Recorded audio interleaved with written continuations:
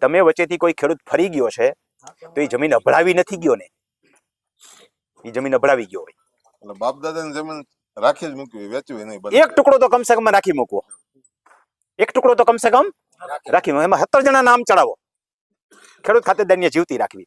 તમે જમીન, આ ભાઈની જમીન હતી, મેં ખરીદી, મેં આમને વેચી, હું ક્યાંક બિન ખેડૂત ખાતેદાર સાબિત થયો, માનો કે હું ખાતેદાર હતો જ, મને ખબર નથી બિન ખેડૂત થઈ ગયો. મેં જમીન મારા લતીપર ગામમાંથી વેચી અને રતન પર મેં લીધી હતી, અને ત્યાંથી મેં અહીંયા વાવડી જમીન લીધી, મેં અમને માનો કે વેચીને અહીંયા લીધી. હવે હું બિન ખેડૂત થઈ ગયો, મને ખબર નથી બિન ખેડૂત થઈ ગયો. એ જમીન વેચીને હું નીકળી ગયો. આ ભાઈ 300% પેનલ્ટીને પાત્ર થાય, મારી જમીન માનો વાંક હું. અને એમાંય જો આની પાસે કોઈ જમીન ન રહી તો એ બિન ખેડૂત થઈ ગયો પાછો. તો જમીન લે વેચના કિસ્સામાં ખાસ અને ખાસ પ્રમાણપત્ર ઉપર વિશ્વાસ નહીં કરતા. 60 લાખ રૂપિયા દેતા પ્રમાણપત્ર કઢવેલા છે રાજકોટમાંથી, કાગડિયામાં. 6 કરોડની રાજકોટની આજુબાજુની જમીન બધી છે, 6 થી 25 કરોડ સુધીની જમીન છે. મેં જમીન આને વેચી, બરોબર છે, એને કરવાની છે. હું બિન ખેડૂત થઈ ગયેલો છું, મારે ખેડૂત ખાતેદાર સર્ટિફિકેટ કઢવા જવાનું છે. આ ભાઈ કે ભાઈ 25 કરોડ રૂપિયા ભાવ દીધો, 20 કરોડ ભાવ દીધો, જા ખાતેદાર સર્ટિફિકેટ 60 કરોડ દઈ દે, 60 લાખ દઈ દઉં, કારણ કે એટલા બધા રૂપિયા આવ્યા છે. દઈને મને ખેડૂત ખાતેદાર સર્ટિફિકેટ દીધું. આ ભાઈ એમાં એને કરી નાખ્યું, દૂધે નવાઈ ગયા. પણ આ ભાઈ એને ન કર્યું, એને કરવા માટે લીધી હતી, ન કર્યું એને, અને એને બીજે જમીન લીધી ને આ જમીન કોકને બીજાને વેચી 300% પેનલ્ટીમાં કરી ગયો. કારણ કે હું તો ખેડૂત ખાતેદાર હતો નહીં, બિન ખેડૂતની જમીન ખરીદાઈ ગઈ. માટે જમીન જ્યારે વેચો સર્ટિફિકેટ ઉપર ભરોસો ન કરતો. તમને એમ થાય કોના ઉપર ભરોસો કરવો? હું વાત કરું છું એના ઉપર. એની મૂળ ખાતેદારીની લિંક મેળવવાની, કોઈ એડવોકેટ પાસે જોડાવાની.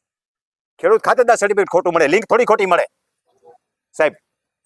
અને લિંક પ્રમાણપત્ર મેળવવા વાળી લિંક નહીં, એ લિંક છે ને ઈરાદાપૂર્વક ખોટી આપવામાં આવે છે. ખાલી સર્વે નંબર લખે છે, ટાઇટલ પત્રક NX 1 નહીં, આપણે જે બનાવીએ NX 1 અને NX 2 એ નથી જોવાના, મૂળ નોંધું કાઢવાની, ફિઝિકલ નોંધું. અને એમાં એના બાપદાદા, તમને મેં કેમ શીખવાડ્યું, એના બાપદાદા લિંક સુધી જાય છે કે નહીં, તો જ વિશ્વાસ કરવાનો. કે સેના ઉપર વિશ્વાસ કરવાનો નહીં, એ ક્યાંક ભટકાવી ગયા હોય. હજી એક બીજી હાવ દીવા જેવી વાત, જે જમીન ફેંકી વાળી થઈ હોય ને, હું આમાં બોલું છું ઘણી વાર, કે વર 2 વર્ષમાં ફરી ગયા હોય ને, એ જમીનમાં હાથ નાખવો જ નહીં. એમાં આવું કઈ થયેલું હોય જ, હળકતો પકડાઈ ગયું એટલે નાખી દે, બીજાને પકડાવી દે, બીજો હળકતો બીજાને પકડાવી દે.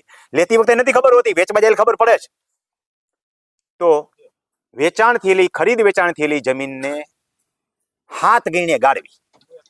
સમજાઈ ગયું? એટલું જાજુ ન સમજાણું હોય તો આટલું સમજી જવું જોઈએ કે આવી જમીન 30/6/2015 પહેલાનું સેલ આઉટ થઈ ગયું હોય ને, સેલ પરચેજ બે નીકળી ગયું હોય તો બહુ ચિંતા ન કરવી, 10% પેનલ્ટીમાં નીકળી જશો. પણ 1/7/2015 પછીનું સેલ કે પરચેજ હોય તો ગરવું જ નહીં એમાં, બરોબર છે? તો એ જમીન લેવી જ નહીં.